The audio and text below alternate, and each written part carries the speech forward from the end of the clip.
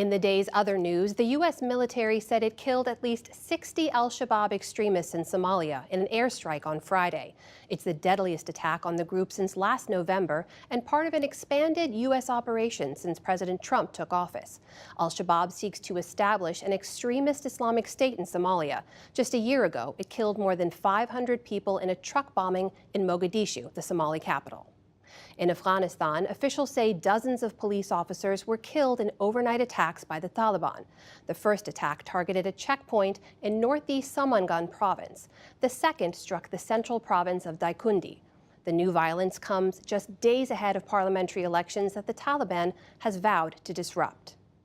Several thousand migrants from Honduras resumed marching today through Guatemala, heading for the U.S. border and prompting a warning from President Trump. He tweeted that if the caravan is not stopped, then, quote, no more money or aid will be given to Honduras effective immediately. Most in the caravan are making the journey on foot. Many say they had no choice but to flee their home countries. The reason for being part of this march is to be part of the American dream, to improve ourselves, again, for our children, for our family. We are motivated to migrate by the many shortages we face in our country.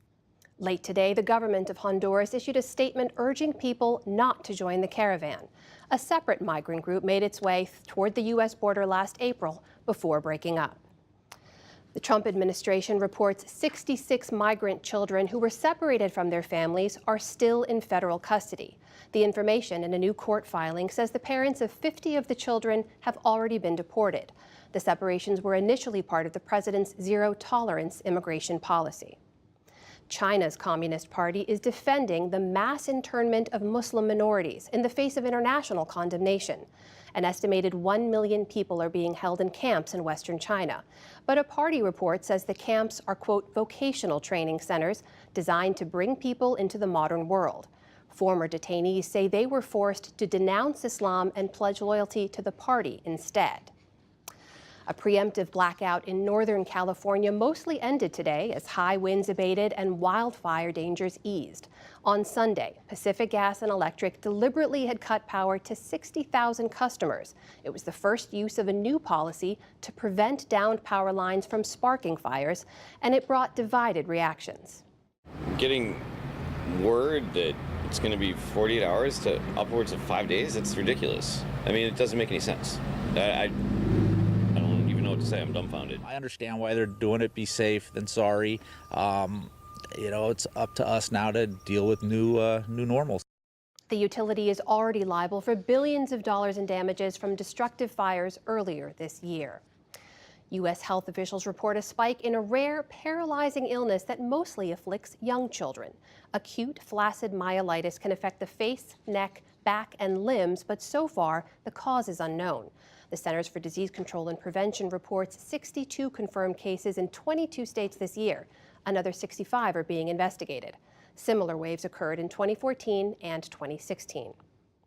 Former California Congresswoman Mary Bono has resigned from USA Gymnastics just 4 days after being named interim CEO. It's the latest blow to the sport's national governing body after a sexual abuse scandal. Several leading gymnasts criticized Bono, partly over her past work for a law firm hired by USA Gymnastics during the scandal. President Trump today mocked the physical appearance of Stormy Daniels after a federal judge dismissed her defamation lawsuit against him.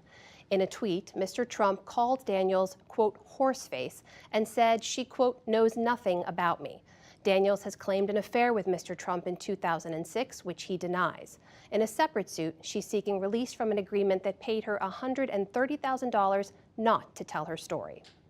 And on Wall Street, stocks fought back to recoup some of last week's losses on upbeat earnings reports. The Dow Jones Industrial Average jumped nearly 548 points to close at 25,798. The Nasdaq rose 214 points, and the S&P 500 added 59.